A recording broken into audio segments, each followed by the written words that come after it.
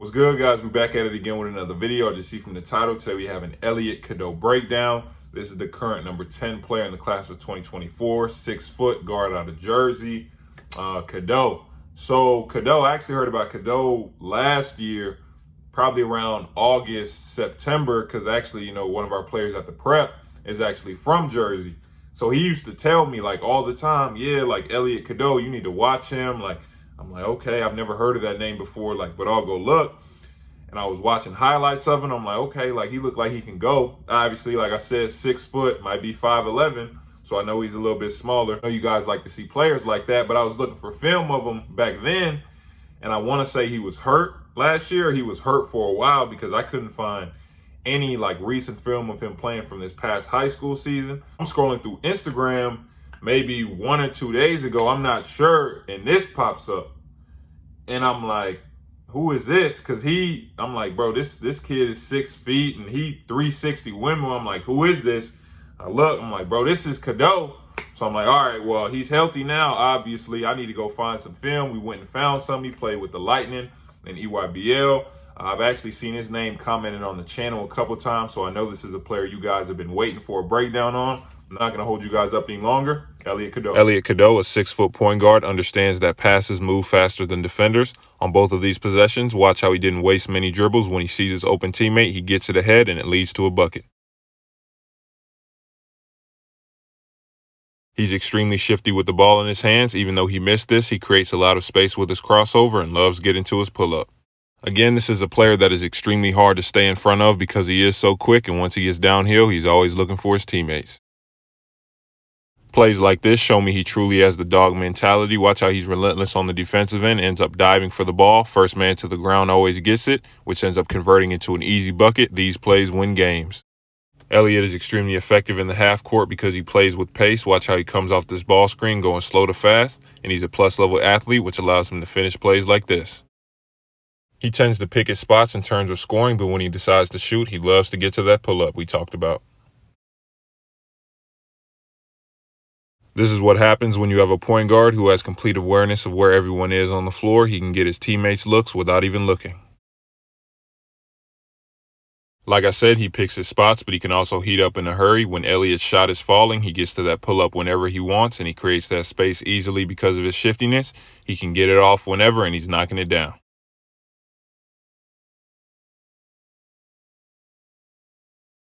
He didn't shoot many, but with time and space, he shows he can also make the set three. Elliot Cadeau. So I probably should have, tried to kick some doors down or something, trying to find some film months ago when, shout out Jerry. Jerry ended up telling me about Cadeau because this kid can go. And y'all know me, I have a certain type of respect for smaller guards because every time in my career, I'm telling you this, most of the time in my career, when we would play smaller guards, and I'm talking about since high school, going into college, every time I played a guard that was considered, smaller, undersized, my team got fried. So I'm not a part of that, oh, he's too small, he can't play at this level. I'm not a part of that. I actually give extra respect for being able to be extremely effective at a smaller size. Elliot is one of those players, and like I said, he was hurt for a while, so I'm also keeping that in mind. Obviously, I think he was hurt. He didn't play for most of their season, if I'm right. So he's still trying to, get into a rhythm. So for him to be able to, still get out there in the EYBL and perform, that's big time. Let's talk about it. First things that I even want to talk about with Cadeau are the first 2 clips that I had in the breakdown, right? And for the person just randomly watching, just turning it on, it might seem like, oh, that person right next to him in the corner was wide open, or, oh, the big running the floor was wide open. That's nothing. Anybody can do that. But you guys will be surprised if you really watch a lot of high school basketball players, watch college, you'll see a lot of players taking dribbles when they don't need to. I know a lot of players who would have caught it on the wing, took 1 or 2 dribbles, then would have tried to throw it to a corner.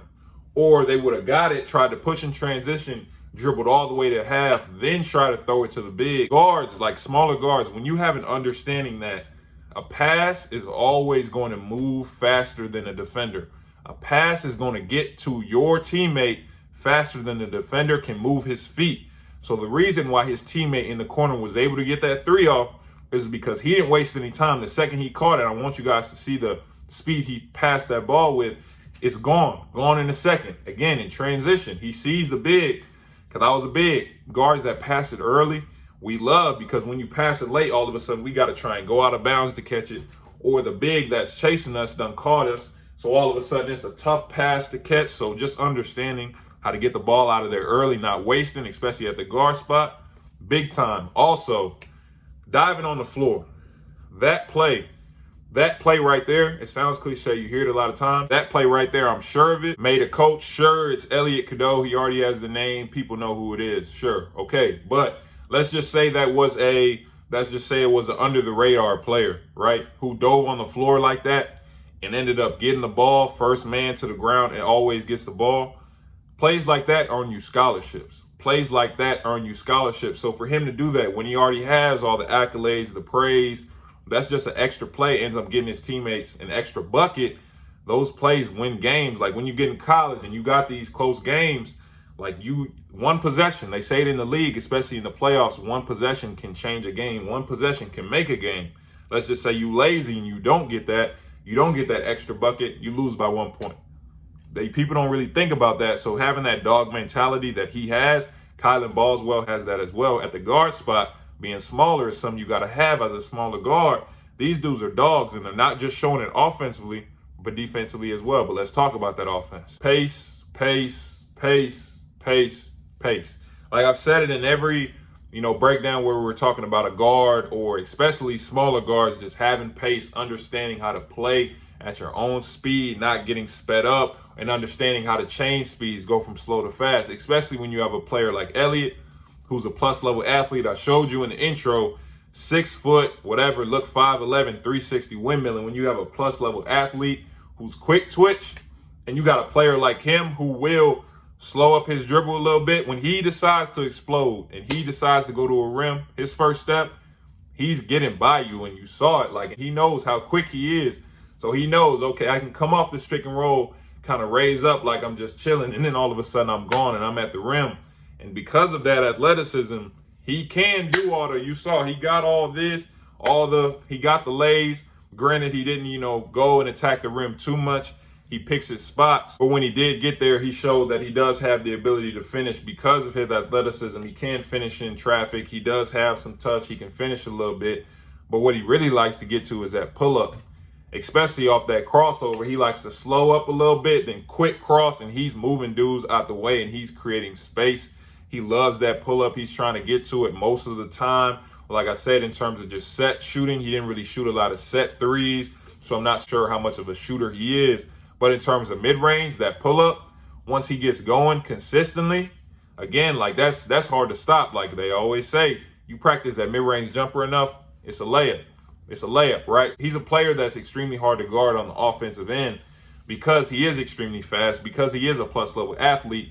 You can't play up on him or he's going to go by you. Or let's just say you do play up on him, he has the quickness, he'll get you in the mid-range, twitch one time, quick cross, he get into his pull-up. Or let me head fake and I'm going right by you. It's an easy layup. Or he's passing the ball looking for his teammates. From what I saw in this game, he looks more pass first because he actually had 8 assists in this game. Like I said, he swings it to the corner. He throws it ahead to his big. He drives in the paint. He got all the drop-offs. They're jumping because he's an athlete and he can finish. So the bigs are jumping. He's getting them off their feet.